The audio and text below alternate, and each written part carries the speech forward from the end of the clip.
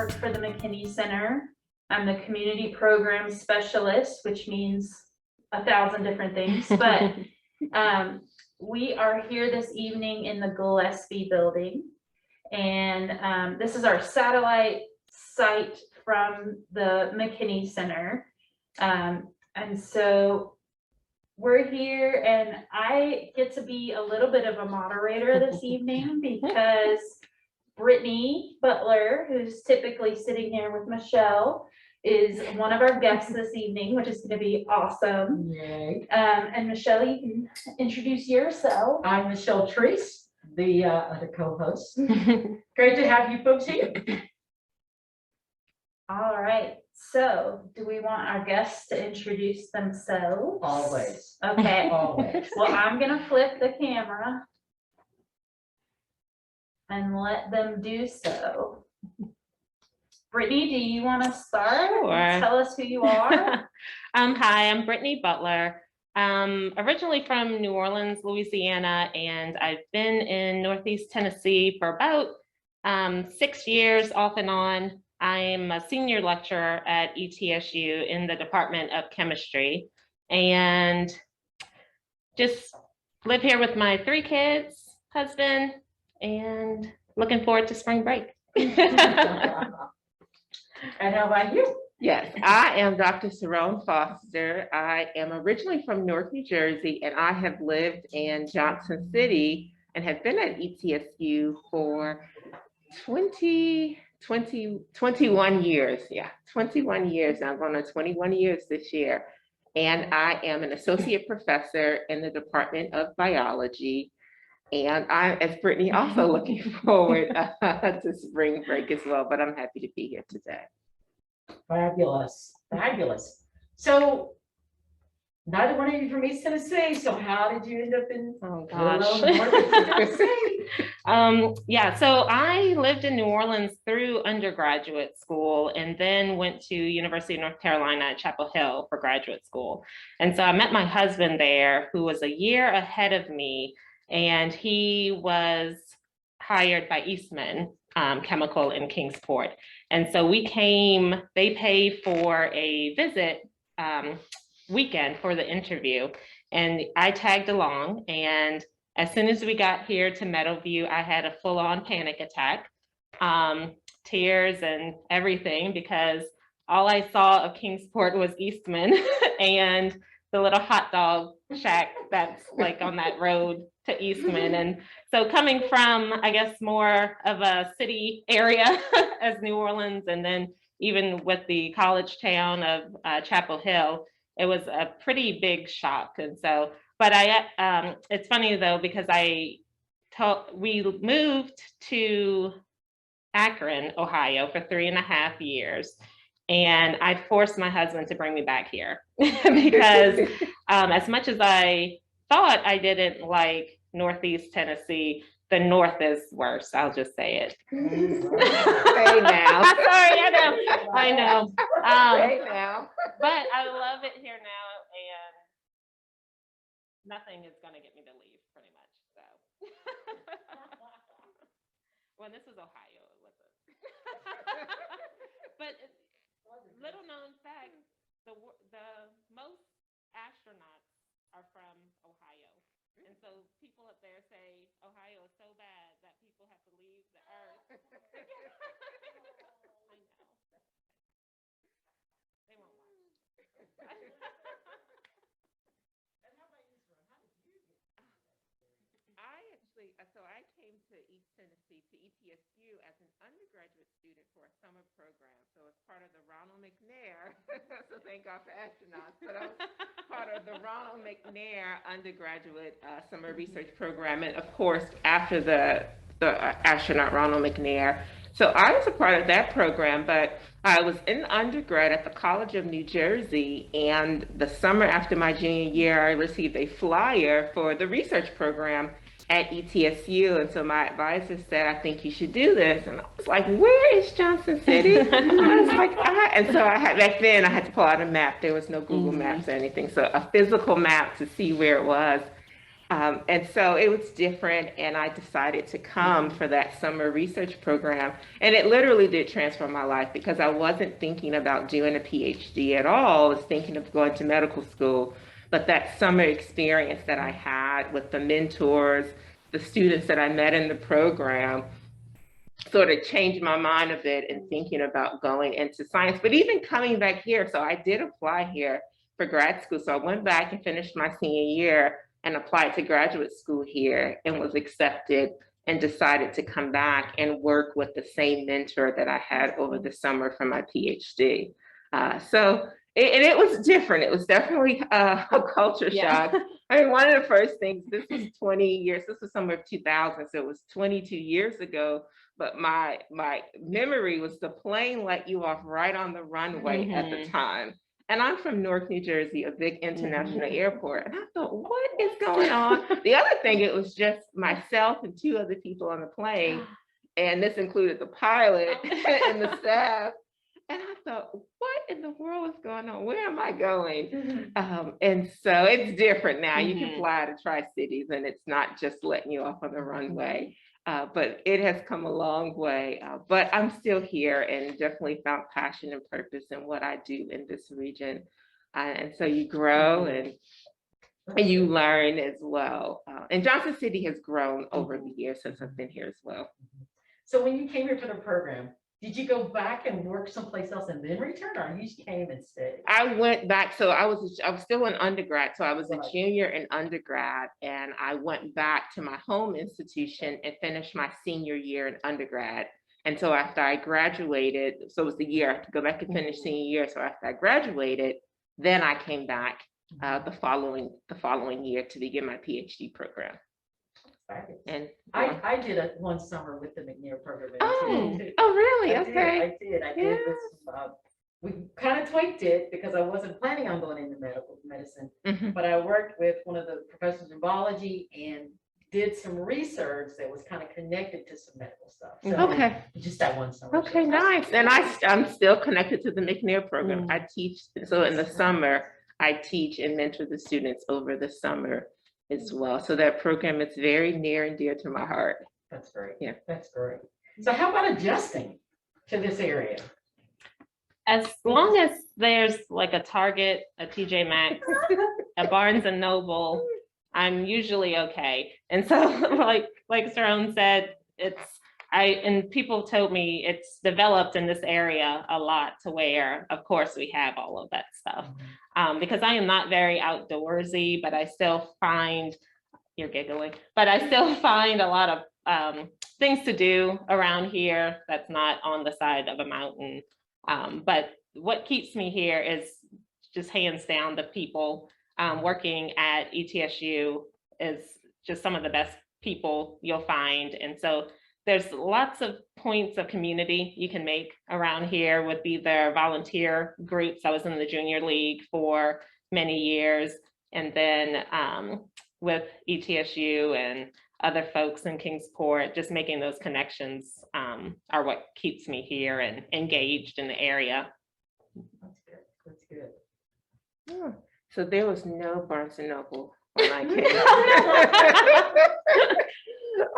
Brittany, it's a lot of stuff when I came.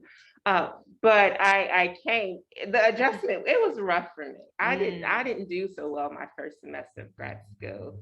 I did okay, but definitely not like what I had expected. But it was a culture shock. I'm from North New Jersey City, 15-20 minutes outside of New York City. So food, things to get my hair done.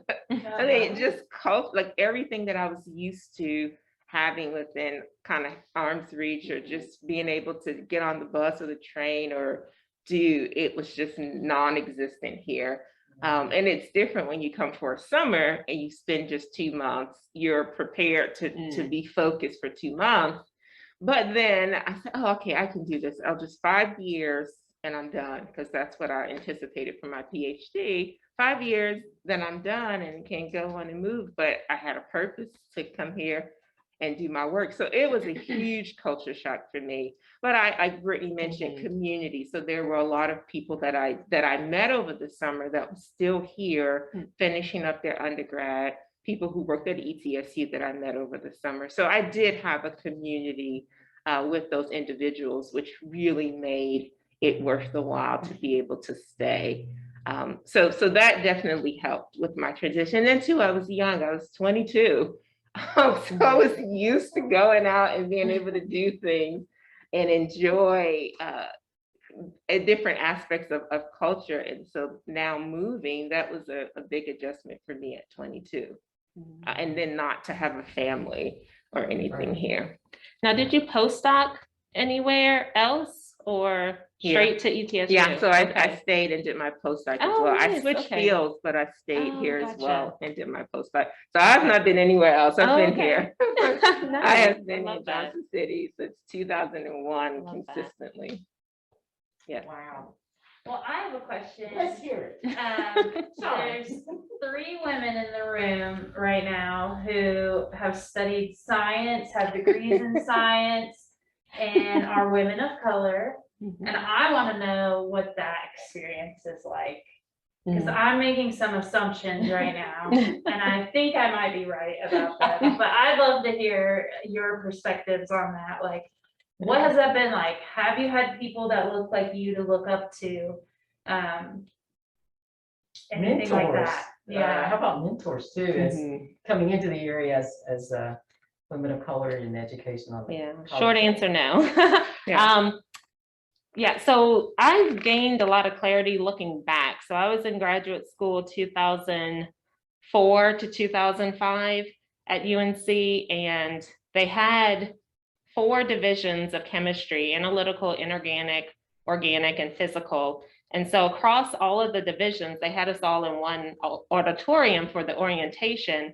And it was me and one other person of color, one other Black female. And I remember just sitting there like, really, this is all y'all could find? Like, I know there's some other, people of color interested in chemistry, but there's names for it now. And I didn't realize it at the time, but stereotype threat was really big for me, and imposter syndrome. So because there aren't a lot of women in STEM, and then aren't a lot of people of color in STEM, it is sort of like, well, how did I get here? And you don't see people who look like you to mentor you. And so with the stereotype threat, with every exam, there's this like fear and anxiety that you're going to reinforce the stereotype that people of color are less intelligent or are not going to score as high on an exam, or that whole thing, girls are bad at math. And so those things come up, and they've done the studies now where if they tell a group of women, there's this stereotype that women are bad at math, they will score lower on the test than like a control group of where they tell women, you're really honored to be part of this program or something. Like, they don't reinforce the stereotype and they score better. And so all of that really weighed on me, I think, a lot in graduate school. And so it was really challenging. And I felt just having to deal with things other folks didn't have to deal with. And, you mentioned the hair, like getting, knowing where to get my hair done. Just the extra energy I had to spend navigating that space, because my parents were coming from a business human resources background, and then I just up and was like, oh yeah, I want to do chemistry. And so they had no point of reference for that. They still thought I was coming home in the summers. They didn't know until I started that I wouldn't be coming home during the summertime, but working. Like, it was different experience that, they just didn't have any point of reference for that, like, helped me navigate that space. So I mean, it was a little toxic looking back, and definitely misogynistic, but I was just like little, first year graduate student meeting with professors telling me that, oh, we have a a balance of men and female in our research group, but I always lose a few of the females because they leave with their MRS. Yeah. And I was like, and I was so gullible. I was like, MRS, what is that? And it's like, oh, they get married. They leave to get married. Instead of staying to get their PhD, they get their MRS. And so that should have been like a huge red flag for me at the time, but I just didn't know better. How about you? My experience a little bit different, and I attribute it solely to my upbringing in Newark, New Jersey. And so while I did not have any Black women, as Brittany mentioned, that women in STEM as well as Black women in STEM, and particularly for me 20 years ago, starting out in this field as a PhD student, I did not have any women mentors. But I had mentors in other fields. And so women who were in other disciplines, particularly a lot of educators. And even just growing up, my teachers who pushed me into STEM as well, growing up in Newark. And so being tough, being fierce, knowing how to handle situations and things that come your way. So I did feel like I was very prepared, having a grandmother and a mother and just a father and parents who are people in the community, godparents who looked out for me. And so that I'm the first person in my family to graduate from college and then have a PhD. And so even with that, they were very supportive. And so even though they didn't understand the science and the chemistry and the background, they knew how to persevere.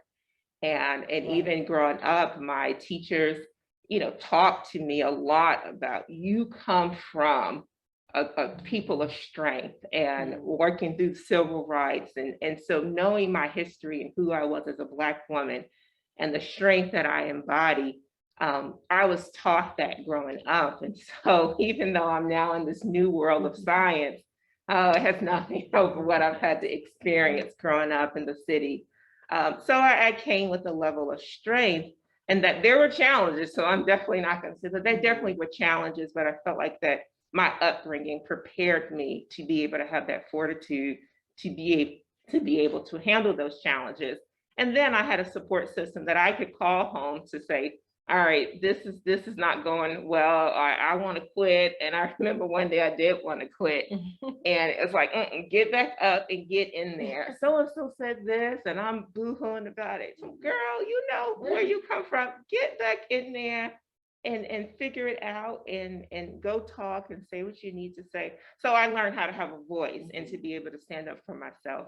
And even I would say going out, like going to conferences were the big thing for me, where I did experience a lot of issues. So even now, years later, having a PhD, being a professor, having tenure. So even all of this with this later, that I go to conferences, I'm still mistaken for the help, where people will walk up to me at the conference and give me their order or ask, can they be seated? And I would say, I'm waiting just like you. And so those things still happen, or I have sometimes people within the conference say things. And so if I introduce myself and their comments about that or about my background, just one experience that just floored me. I couldn't even respond, of speaking up and explaining, say, hey, my name is Cerrone Foster, where I was from, and just the typical introductions. And he commented on my name to say, oh, your name, your parents must have named you that when they got their freedom. And he put up his Black fist in front of everyone. No one saw anything wrong with it. And I tried to explain to him that my name is actually Italian. And so my mother named me from a restaurant in New York. And so he said, no, but it was during the time where your people got their liberation. And so just went on and on about that. And I thought, I watched everyone in this room share their name and their science and what they did. And there was no comment. And so this was the reply. And of course, it was two Black females in the room, but we were two people of color in the room. So it's things like that still happens when I'm outside and, outside of my space here at ETSU, that still happens, and you just have to learn how to, and what did I have to do? I had to continue on in the meeting. I was there to do a job. I was there to network and to do my science, and I had to continue to do that. I couldn't tuck tail and run and cry, but I had to continue to communicate with everyone at that meeting for the next couple of days. Horrible. I think, and I'm glad you said that, completely unprovoked, because part of the reason why we have this conversations that matter is because there are people in this area who think we don't have any racism. We don't have any of that. And I want you to know, folks, it is still here. It's not like, it's gone away and, people are complaining about stuff. It is so here and strong. So here. Yeah. So, yeah, even if going to I would say in the region, in terms of going to the doctor or the emergency room, I've had some situations going there, and I have to pull my PhD card to say, well, actually, because if I'm going and I'm in sweats or something, and I have to say, well, actually, I have a PhD in biomedical sciences, and I have a background in biochemistry, so I know a lot about pharmacology and some of the things that you're talking about. And then there's a different now take. So that probably has been one of the most frustrating things, I would say, being in the area, if we're talking about what things do happen, in that I have to sometimes pull my Dr. Cerrone Foster card in certain environments. Now I do have a group of physicians that know me well, so that's gone. But in situations where they're not familiar, physicians are not familiar with you, there are assumptions that sometimes can be made. Wow. You guys made two comments that I always think back to about our little kids, little girls that are growing up in this area. And you mentioned having two names. What was it you said about you discovered what those words were, but you lived them as an undergraduate. Yes. Stereotype. Yeah, the stereotype, threat, and imposter syndrome. Right. And I think about, and you mentioned having that incredible support system. Wouldn't it be fabulous if we could, and this is something I think about a lot, if we could take third and fourth grade students of color, especially girls, and share that with them now, so that they don't grow up thinking, what is this I'm feeling? And wouldn't it be great to have that kind of support behind them and to let them know what's happening? Yeah, and that's one of the things, seeing Cerrone walk the halls, she carries that strength with her every single day, every single second. And it's amazing. And you can tell that you have Brittany. That, strength inside of you. And that's one of the things they tell people to do if they, with imposter syndrome and things like that, to own your successes. And know that you got there through working hard, and you deserve to be wherever you are just as much as anyone else. And so, but I think, like you said, we do have issues still here. This was back to graduate school, but I had at the time called minority scholarships that gave me teaching relief. So every graduate student had to teach 2 sections, and I had 1 because I had a fellowship. And but I was reminded that I had that fellowship every single day. Oh, Brittany, you should score the highest because you only have 1 class to teach. Oh, Brittany, you must have a lot of time to study. And so that pressure of thinking, oh man, I should be at the top of the class then because I'm only teaching 1 section and they have 2. And it's just, it's almost, it's a lot to process at 20, like you said, 20 years old, 22 years old. And so, but just trying to own that success and know, hey, I'm here to do what I can do and to prove it to myself and not to anyone else. And like I said, I've learned that later, but yeah, this area has been really welcoming, but I don't know if I put too much pressure on this, but I think the amount of shock I get whenever I tell people when they're like, oh, what do you do? And I'm like, oh, I'm a chemistry professor. What? You know, and it's like, I don't know if it's proportional to what I feel like it should be. Like, it is always such a shock. Really? Chemistry? And it's just, I'm just like, yeah. Are these like people of color or white folks? No, Just white folks, white folks. I even played, this was in Ohio when I lived there, but I played a game of 2 truths and a lie. And I think I said like, oh, I hate puppies. I teach chemistry and I'm from New Orleans. And they were like, oh, you're not from New Orleans. And I'm like, no, I am. They're like, oh, you hate puppies or something. Like they would not believe that I was a chemistry instructor. And I was just like, okay. So that amount of disbelief, I get that a lot to where I almost like hesitate. It's like, oh, I just work at ETSU. Oh, what do you do? Oh, I'm a lecturer. In what department? Like it keeps going. And so chemistry is like the last thing I'll say. And I get it. Not many folks like chemistry. It's a hard subject for a lot of people, but you know. So. And so my grandmother, I learned from my grandmother and one of the elders in the room. So this was before I finished my PhD. You probably know grandmother. She's a Black grandmother who grew up in the South, and we were at a function, a community function when I went to visit her, and she was in North Carolina, her hometown, and she would say, "This is grocery store wherever we went. This is my granddaughter, Dr. Oh, nice. Cerrone Foster." And I'd be like, man, I don't have my PhD yet. Not yet, Nana. And so we were at a function and she did it again. This is my granddaughter, Dr. Cerrone Foster. And I stopped her and one of the men said, don't do that.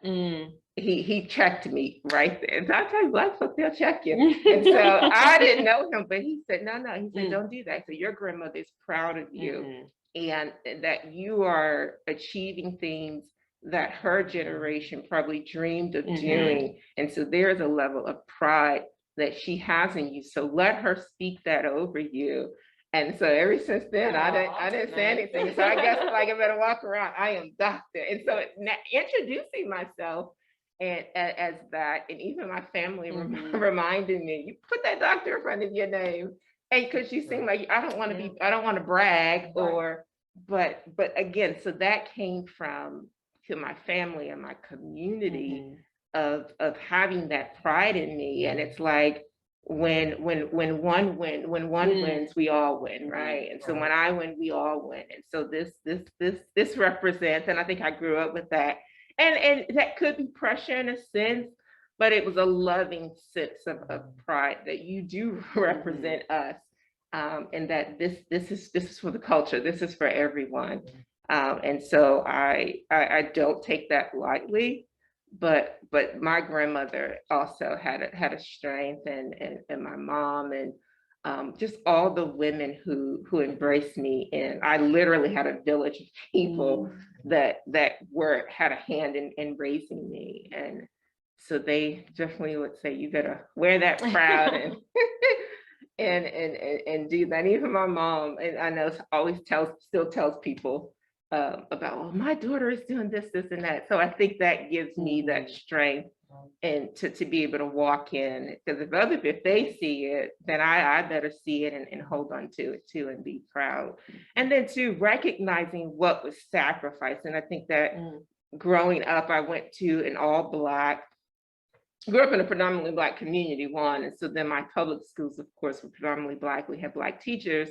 And so they grew up in the civil rights era and went through the struggle. And so when they taught us, many of them went to historically Black colleges and universities. So when they taught us from that sense of pride that they had, and then the struggle that they had to go through. And so I think too, realizing what was sacrificed and what people had to go through so that I could have the opportunity, one, even to be at ETSU and to be a Black professor, knowing just 50 years ago, maybe that there were not even any Black students at ETSU. So even realizing what I carry and what I'm responsible for at ETSU and the presence that I have. So definitely my history and what was sacrificed so that I can now walk in that guides me too. I've heard that people say you are your ancestors' wildest dream. I have that t-shirt. Yeah. I love that. Yeah. Great.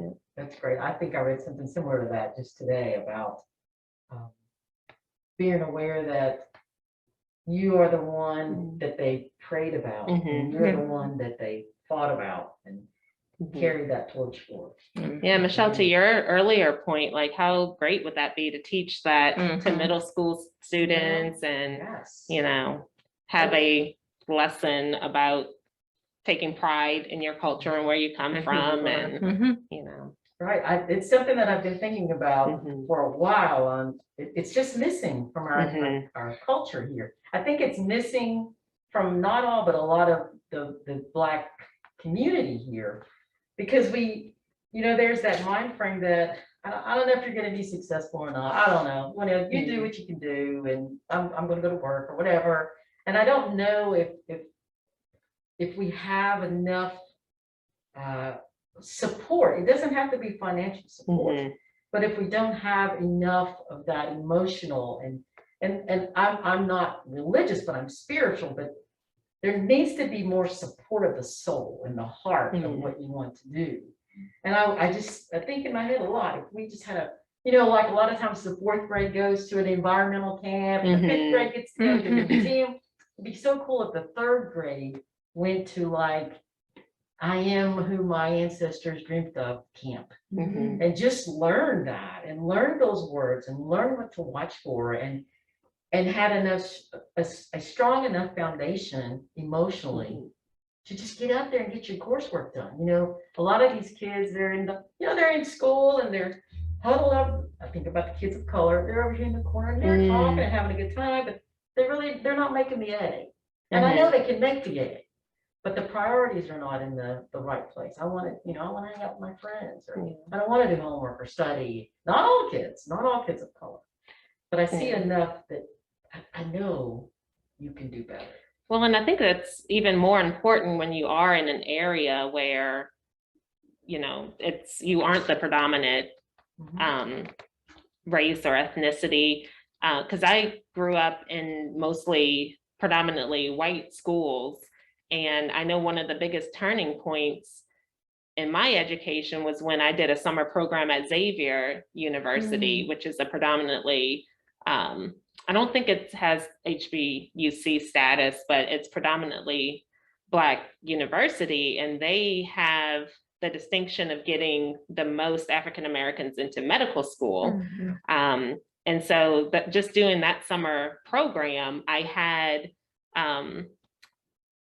well, I guess that would count as a mentor. Well, yeah. So Black female teaching assistants during that program. And so I was able to see folks being, you know, they were pre-med, but still participating in a scholarly way and things like that, where, you know, coming from my schools, I don't know, I always say my first and the only Black teacher was my kindergarten teacher. And there's study after study that says if you have teachers that look like you, you perform better. And so my 6-year-old, was it my 6-year-old? My 6-year-old daughter asked me the other day, did you have, I don't know how we got on this topic, but she said, did you have a brown skinned teacher? Ever have a brown skinned teacher? And I said, yeah, I did in kindergarten. Yeah, it was my 6-year-old because she's in kindergarten now. And she said, I want a brown skinned teacher. I want to see what the difference is between having a blonde skin teacher.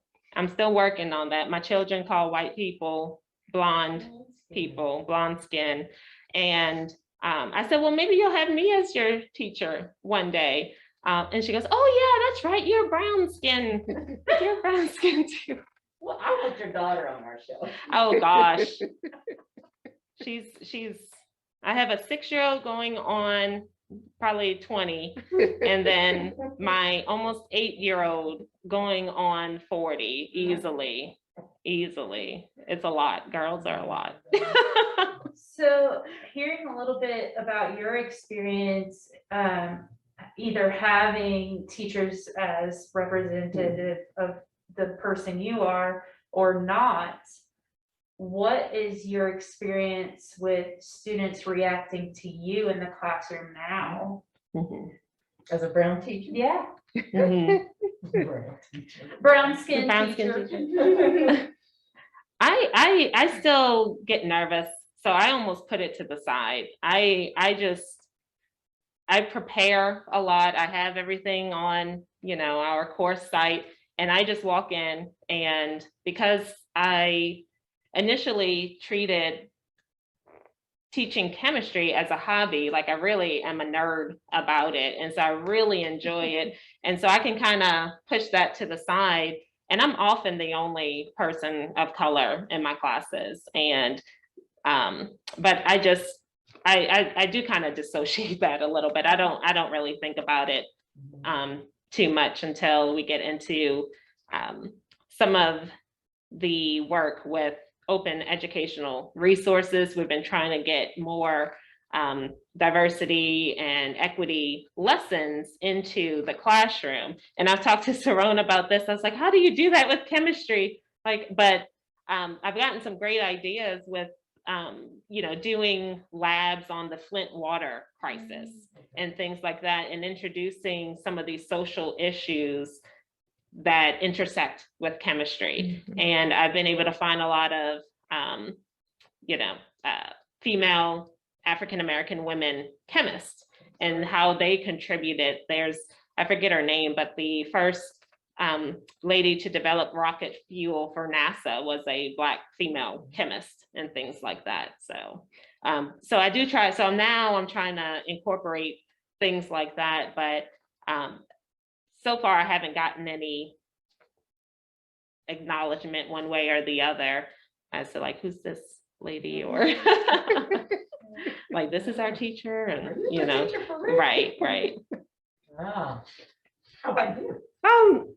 So interesting. So I think several different experiences. So I hear from the students a lot. So I had two examples where students see who I am as a African-American female in the classroom. I had one student say to me, and this is in office hours, but it was a really healthy conversation, but she said, I've never had a Black teacher before.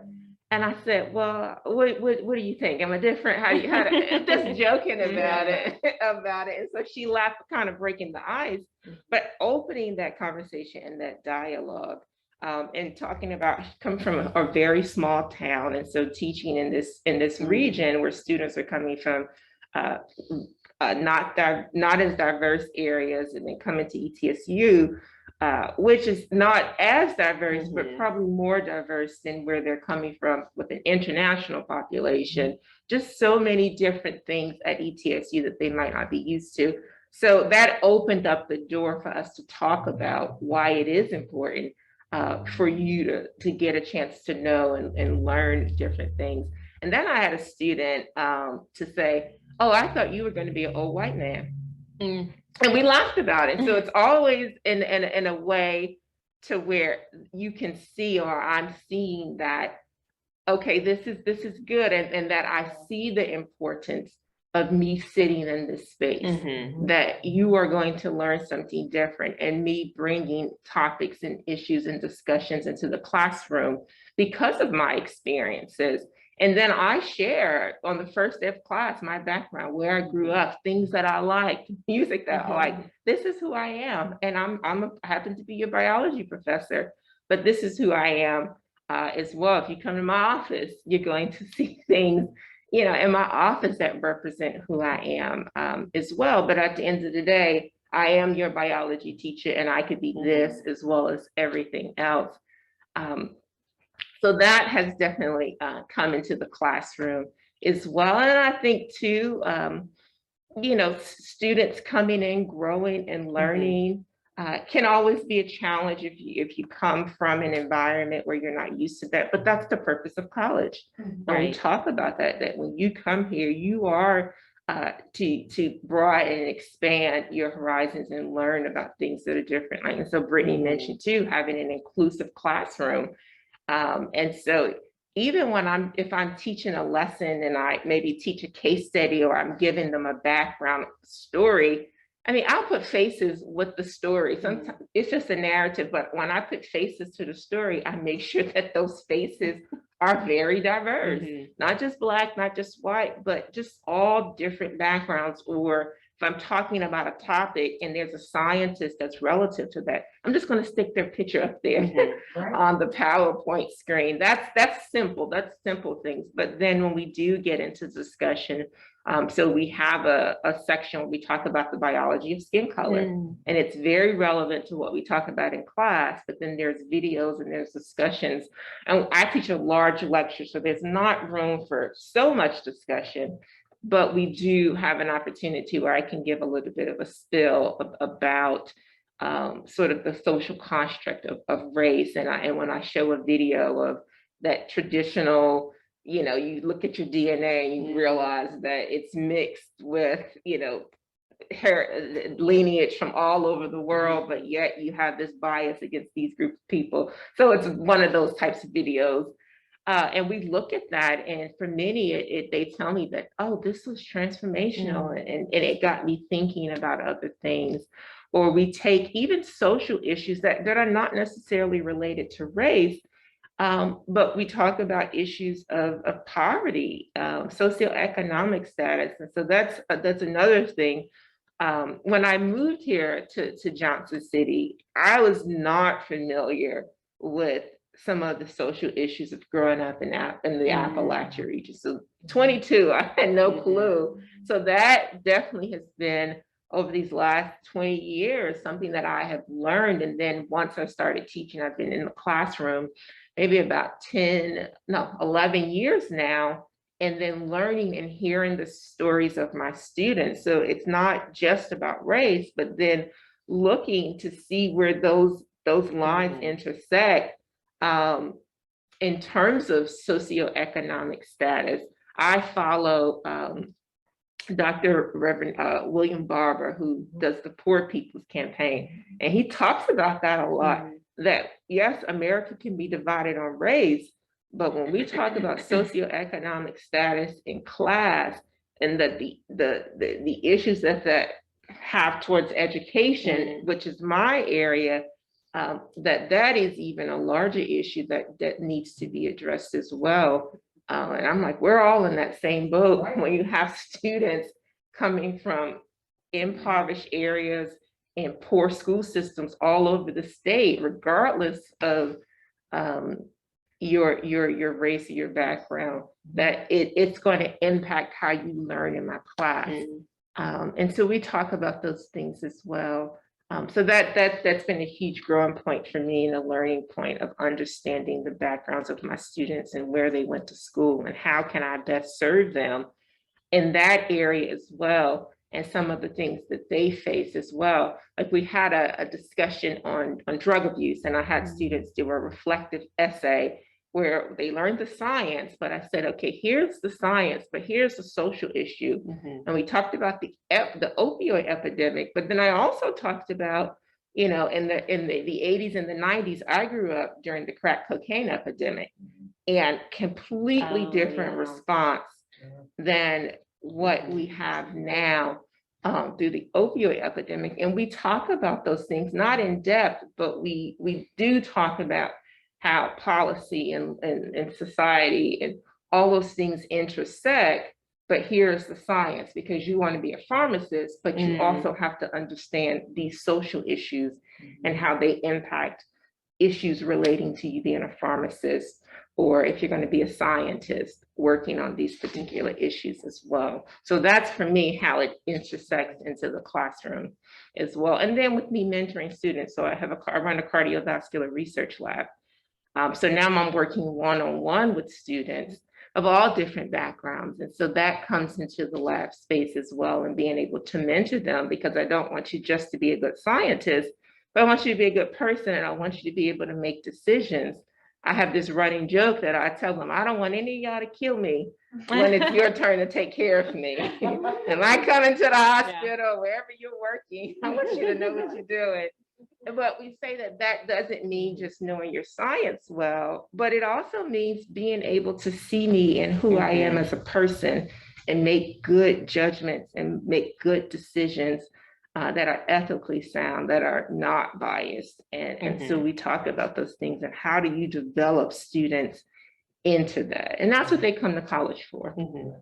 Yeah, and I think a lot of students still, well, medicine in general, and I know there's been a lot of talks about this in February, and I think there's another one coming up of just about the state of medicine. And I've had students, and I think, I don't know, I guess because of Quillen being here, we do have a lot of students who are interested in becoming doctors and pharmacists and things like that. But they try to have seminars on like microaggressions and things like that for medical students, because like you said, it's not just about the textbook diagnosis.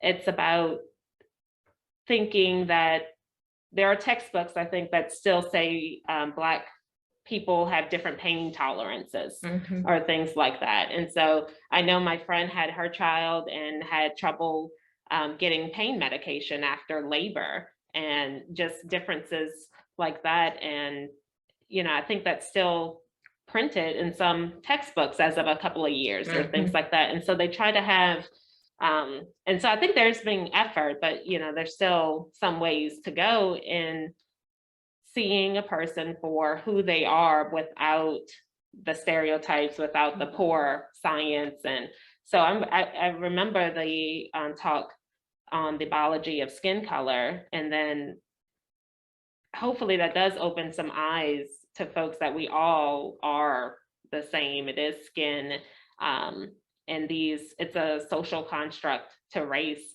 but all the medical forms around here still have race on there, and I put human just to cause trouble. Yeah, and so or just having, my kids are multiracial, and so just a lot of times the forms only have check one box or the drop down thing, and you know, it can be they're young, but it can be demoralizing to have to choose other. You know, so and that's what a lot of people are facing right now, just this othering of an entire portion of the population, you know, and you want to be able to walk in a room and just be yourself, I think, and just feel like you're not always on the outside. Right. I think there's also the aspect of, if you're a biracial person, you have to pick one or the other. And I think maybe every now and then you might get to do the biracial box, and then what are those, you know, but there is some othering there that, you know, and I think little kids have to deal with, okay, gotta make a decision here. Yeah. So, well, it's funny, I have 3 kids, and the older one will claim, he'll say I'm some Black, and then the younger ones will say I'm like daddy. They look more like him, so they'll say I'm white. But the older one will say, no, I'm Black. And so apparently they've split on gender lines or something in my house. We have to have a talk. We have to have a talk. I'm working on them. So we're gonna put out one of our old questions. So when did you guys realize, or I should say folks, realize that there were Black people and white people or other races? What age and what experiences when you realize, oh, there are white folks, or those folks are different? For me, I really can't pinpoint that. I think simply because, as I mentioned, just the history of being taught from my teachers growing up about culture in different backgrounds, and so learning sort of the history of who I am as a Black child at that time, but as a Black woman, you of course cannot exclude what we know about the history of America and race, slavery, and all those things. And so having a healthy understanding though of slavery and not the sense of all white people are bad, which people think sometimes that's the context of when you learn about slavery, that you come out with that notion, and that's not how I learned it. But I did understand that there were differences in the world. And when I went to high school, I went to a high school, what they call a magnet high school. It's called Science High. So it was students kids from all around the city. And going there, it was a pretty diverse group, but it wasn't Black versus white. And I would say that was my first time, though, being able to dissect whiteness in a sense, because we didn't do Black and white. It was, oh, I'm Portuguese, I'm Italian, I'm from Ecuador, I'm from Spain. And so it was really a focus on that person's heritage or that culture. And that was one of the best experiences of how we all learned from one another. And until that day, most of us are still in touch with one another or friends with one another. So it was just a really, really healthy environment where we could be different and celebrate those differences and embrace those differences, but still be who we are. And even for our students who are Black, I'm Jamaican, Nigerian, I'm Haitian. So it was pride in those cultural roots and that cultural background. And of course, I learned a lot, because up until that point, I was in a predominantly African-American community in school. And that even though, you learn and you see people when you go out to the mall and different things like that, but being able to interact as a 14-year-old and learn about Portugal, right? Learn about Italy, and learn about those different traditions and foods and culture. If they had a festival. So we went to a festival one year with one of my Portuguese friends at school. And so those types of things really shaped, as a 14 to 18-year-old, shaped how I began to view race and culture in America, and still not oblivious to racism and things that are happening, but it definitely gave me a different view when we say whiteness, or what's white versus Black, and that there are so many other cultures. So I think that probably was my experience in learning something different. But for me, that was a healthy, good experience. I think that's a great way to look at who you are background-wise. I think that's fabulous. Yeah, that's great. Yeah, so I grew up in New Orleans, but it was very blended. I would say it's very common to have biracial white and Black folks. And so my grandmother was half white and half Black, and she was one of 14 children, I believe. So yeah, one of 14. And so with all the cousins and aunts, nephews, nieces, just a very large family of all very light-skinned folks. And then some would purposely marry, and this is out of my mouth of my grandmother, my 90-year-old grandmother who recently passed, but some tried to marry other biracial folks to stay on the light side of things. And then my grandmother told me she married my grandfather because he had a house, he had a job, and he was the darkest man that she could find. Oh, wow. And so it's just, very interesting. And so I grew up not really knowing, or I guess it was just common to have folks who were really light skinned, really dark skinned. And so I didn't know where I fit necessarily. And in kindergarten, when I went to school, I thought I was white because my mom was really light skinned. And I came home and I was like, someone told me I was Black. And she's like, well, you are. And so I, just that obliviousness has continued through my life. But we talked about it, but I would think I say this looking back, I think my mom and my grandmother, even though she took pride in being Black, she would get upset if you told her she was part white, because she had full white sisters and brothers, but never claimed that side of the family. And so I think New Orleans is a very matriarchal place. The women kind of rule down there. And so we, just grew up being aware, but I think my parents in particular raised us with a proximity to whiteness. In terms of the schools we went to Catholic school all our lives, and my brother and I were, for several years, the only Black students in that school, K through 8th. And we got other students added when I was in like 8th grade, but for example, the PE teacher called me Tiffany all the time because that was the name of the other Black student, the other Black female. And so we were always one, all Black females were Tiffany to him. And so I would answer to Tiffany, Brandy, or, whatever that ended in Y. But even like my name, my mom named me Brittany. And so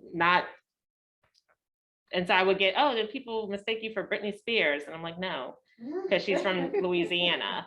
But she sent us to these schools and she would encourage us to, talk a certain way, to hang out with, we had to hang out with white people because that's all there was really.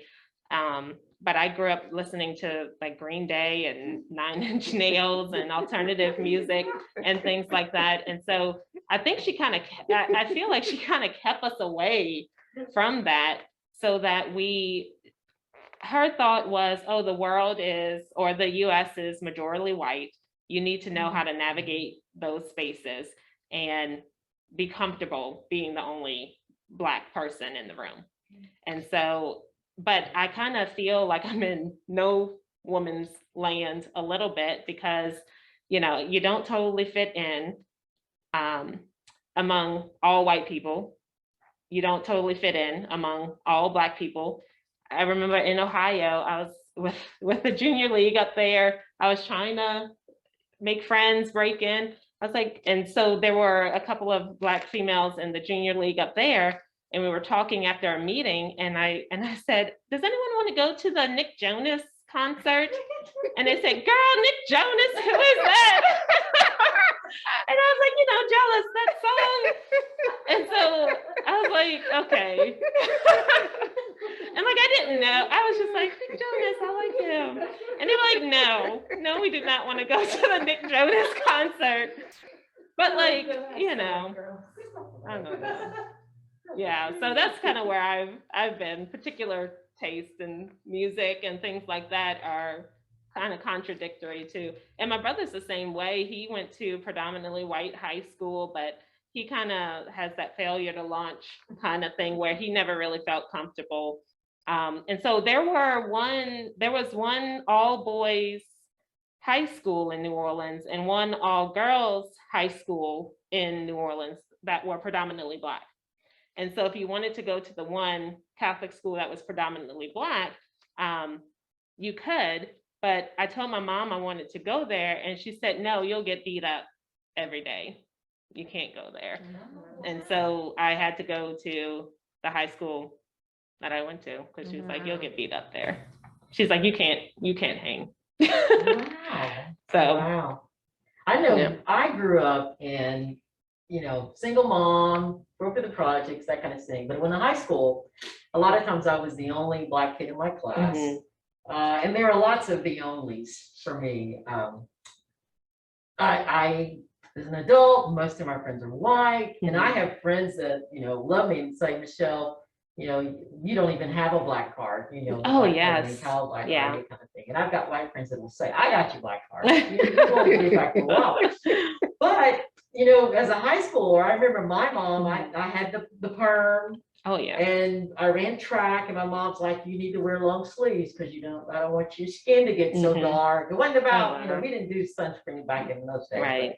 You don't want to get so dark. Wear a hat or a cap, you keep your skin so that it doesn't get so dark. And I think now how, I had an uncle who sang classical music. I don't have the typical Black accent, quote unquote. We talked about that. Yes. in one of our other sessions. But there's these things that I can see of me that even though I'm a Black woman, Mhm. it kind of pushed me to kind of ride that fence Yeah. between Black and white, because I love all kinds of music. Yeah. I play trumpet. I just do all these things that, never played basketball except for 5th grade, but I kind of ride that fence, and I wonder how parents have an influence on, just how Black you're gonna be. so to Right, speak. right. So, But then it's like, I mean, I'm a white person, so take this as you will, but Black people are more complex than that. Like, right. just because you listen to a certain kind of Right. music, like, Mhm. doesn't make you less Black, like, Mhm. and I know that people will make you feel that way, but it's just like, there's not one way to be Black. Right, And right. that's a problem. And I think people are expecting certain boxes to be checked Yeah. if you're gonna be Black. Right. And you Right. should, and you should this and this and this and this, and, no, it's much more complex. Right. Yeah. And I think that is the added weight too, Wow. that you find yourself in these spaces, as you mentioned, because all of these different things of what does it mean to be Black, and a lot of times it's based on things that could be even stereotypical. Mhm. At the same time, that you still have to navigate, in addition to some of the other things that you have to Mhm. navigate, being Black as well. But I think a lot of it, like, as we're listening to these stories, a lot of it has to be deal with your upbringing and your environment. And the two of you, Treece, you grew up here in Johnson An City, hour away, Morristown. yeah, I came to Morristown. school So here. growing up here in the South versus me Oh, right. growing up in the North, Mhm. particularly in the city, as well. And even though I traveled south Mhm. with my grandparents, with my grandma during summer breaks and things like that, but majority of my upbringing was in the city, in the North, Mhm. but very, very, very different experiences as well. So I think a lot of that, even as you mentioned, perhaps some of the kids, you were talking about being a teacher in the school system here, what you notice that very well could be different. Like, I have nieces and nephews that attend school in Nashville, particularly a charter school. And so I listen to what they're learning, and I absolutely love it. I'm actually going to go visit their school in about 2 or 3 weeks, and I want to like hug their teachers. Oh, nice. But as I'm listening to what they're learning in class and some of the discussions that they have, I follow the school on Facebook, so I see what they post and some of the videos and things that they're like. This was small, but just the teachers were dancing with the kids. They were doing the cha-cha slide and just dancing with the kids during lunch, during the lunch break. And I saw the video on Facebook and the stories, and I sent it to my nephew, and he's like, "Did you see me?" Oh. And I said, "Where?" And I had to do a double take, and I saw him dancing, but just listening to what they're learning. But they live in Tennessee, but the school system that they attend, it's very, very different than what they were learning when they were going to a different school system a couple of years ago. And so I think the environment that's what students are learning in schools is well, we know that it's very, very critical and instrumental to the development of students. Right. Very, very critical and instrumental in their success and who they become and those experiences that they have, in addition to home, but they spend a large majority of their time in school. And then the peer, like, my peers, I have a really close network with my friends from even growing up in my community. Like, we K through 12, 8, all in one building. So no distinction between middle school. So that's all in one. But in those early years, I'm still friends with those students, friends that I made in high school, and then friends that I made in college of all different backgrounds, that we're still good friends. And for me, I guess I learned early on, again, in my community, that you have to check people into who you let into your life. And so I've learned that to discern people that I'm going to call friends and associate with, that if they were not walking and talking right in terms of these types of issues, that they're not going to be my friends and I'm not going to hang out with them. And so I don't have a lot of that strife that you find that people might have in terms of race and these hard discussions, because I learned early on that if you're not thinking right and having an open mind and you're not diverse in your thought, that I'm not even going to associate with you from the beginning. And that, yes, we might work together and do things together because that's just the way of the world. But in terms of like that close inner circle, so I've been learning I've learned and was taught to choose your friends and your people and your circle wisely. Can you imagine having that kind of background as a third grader? I mean, I look Right, at, again, they pick friends, but they have that opportunity to say, I don't know if you're really supporting me. Like what you just said to me was not friendly. Yeah. And you've said other mean things to other people. So I'm going to take a moment and process that you're probably not good for me as a third or fourth grader. And then you pick people who really support you. I've got to flesh this out because I think it's going to be I've always talked about, you know, you are from I just lost the name of it, but I mentioned it to you in the past, but just that our kids of color, our Black and brown kids come from good. Yeah. And they need to know that. Yeah, because they, unfortunately, you know, I can't speak for everyone, but they're going to experience it one way or another, some issue or some saying, or someone's going to say something at some point in time. It's just the time and nation we live in. Yeah. And so if you have the tools to deal with that and, you know, not let it chip away at your confidence or self-esteem, yeah, that would be big. And even as recent as when I was in undergraduate school, I had a friend who I thought was a friend, and we had similar classes together. And just walking into the building one day, she says, "Oh, Brittany, I really like hanging out with you." And that's weird because I usually don't like Black people.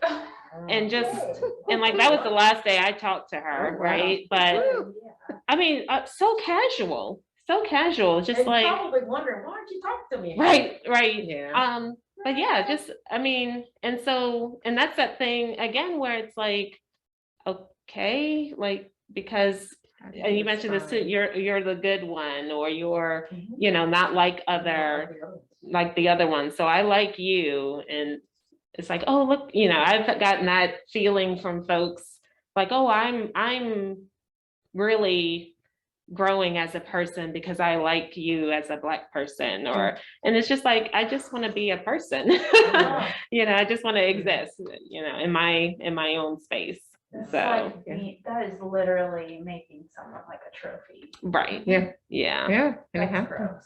gross. And so back to your question, Treece, it's how do we give kids at that age this sense of agency, right? And modeling that. I can remember being a kid and again in school, you know, kudos to my teachers, but I mean, being Harriet Tubman in a play, right? So things like that, and singing. We sing the song "Wade in the Water," the spiritual that was, I guess, likened to the song that she would use to usher and move the slaves through. But can you imagine? I know for me, being a kid, learning about this and playing and embodying this woman, and you, of course, as a kid, really don't understand the full impact of that because you're not out in the world experiencing things. But imagine, you know, I can think learning that and the strength of this woman and being able to play and act it out, or we would learn a lot and recite a lot of poems by Langston Hughes. And so we would do this all the time and have plays. And so the arts was very big for us. And I look back on that, and of course, not understanding that now, but as an adult, I can remember those poems and those things that I recited, and the dramatization and acting those things out. And I almost guarantee that they gave me that sense of courage. And so when somebody, Brittany, I might have not been as nice if she would have said that. Yeah. I think that spirit of Harriet Tubman might have come out of me. But I think those kinds of things, though, give our kids that of sort of what they need and who they are. They have that It's power empowerment. and I seeing remember those yeah. examples. The first Black poem I ever heard from a Black woman was Nikki Giovanni's, Mm. and it was Ego Tripping. Mm. And I read that about 3 years ago at a willow tree. That poem, and I was probably 13 or 14. Mhm. That poem is a big deal. Yeah. And I do. I've thought about this camp. You know, ETSU Yeah. has these Renaissance camps and art camps. I'm ready for the Black Girl Magic Camp. I was gonna say, Oh, yes. And let me just say for the white folks out there, when I mentioned earlier that Black people come from good, white folks come from good too. I don't want to leave go out, but I don't know if our little kids of color hear that. Get that message. And then, Right. guys, it is already 8:15. Oh, no way. Right? People that Oh, live in my church. No, just no, kidding. everyone's still They're here. still here, but two things. Oh, wow. This leads into, which we have to have these folks back here, Yeah. a conversation about, I don't want to call it critical race, Mhm. but I will say that it's that whitewashing of education where we're moving toward, we're not going to be talking about the advances and the achievements of Black and brown kids because it's, it's very uncomfortable for some folks. I will say, there are places around here that are trying to provide spaces for children of color, and Yes. the Langston Center is one of them. Yeah. And so I guess, we try to do a call of action at the end of these things, and I would say my call to action is go support the Langston Center. Right. McKinney Center, we're not doing quite the same thing. And We're see, trying to spread some education, so you I can support us beg to too, but differ. Langston Center. I beg to differ because I think McKinney Center is probably, and I've said this many times, probably doing some of the most amazing work for multicultural education and awareness. So lots of really good things. But are if coming you in. want to send your kid that's a child of color to go hang out with Yes, other children of Langston. color, that's where you want to Langston go. is a great program. Yeah. You're right. You're exactly right. And just one more thing before we leave. Well, first of all, thank you to both of you. This has been Yes. excellent. Yes. I'm really glad that you're here sharing your Black girl magic. That's my land. I should wear my shirt. I have that on the shirt. But just to remind all of you who are with us this evening, we do have a podcast now. And so if you just look up CTM, the podcast, anywhere you listen to podcasts, we're going to have new episodes coming out every Friday. So the one that came out last Friday was our very first ever Conversations That Matter from July 2020. And we went back and made some comments at the beginning, looking back to almost 2 years ago. And then this week is going to be the episode with Caitlin Yarborough and Brianna Williams. And we miss Caitlin. So Yes. Hey, Caitlin. go listen and subscribe to that. And you can find more about it on our website, McKinneyCenter.com. So thank y'all again Thank you. so much. Fabulous. Yes. It's fabulous. Thank you folks out there for listening as well, watching. Yes. Somebody's Thank a you. comment. Hold on. Oh gosh, I can't look at it. Oh, never mind. It's a personal message. Thank y'all. Have a good night. Bye.